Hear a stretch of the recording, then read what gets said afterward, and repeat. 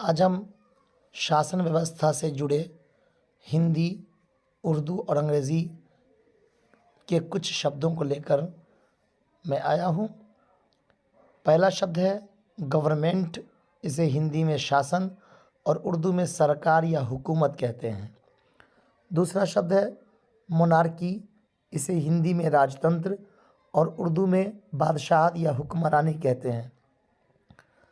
अगला शब्द है मिनिस्ट्री, इसे हिंदी में मंत्रालय और उर्दू में वजारत कहते हैं। अगला शब्द है मिनिस्टर, इसे हिंदी में मंत्री और उर्दू में वज़ीर कहते हैं।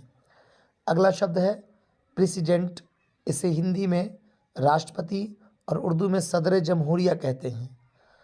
अगला शब्द है किंग, इसे हिंदी में राजा और उर्दू में हाकिम, बादशाह या हुक्मरान कहते हैं। अगला शब्द है क्वीन, इसे हिंदी में रानी और उर्दू में बेगम बोलते हैं।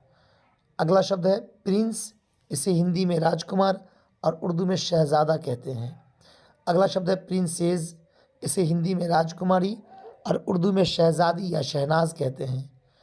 अगला शब्द है वाइस या सब, इसे हिंदी में उप और उर्दू में नायब कहते हैं। अब एक अगला शब्द है कि ऑफिस को हिंदी और उर्दू में क्या कहते हैं।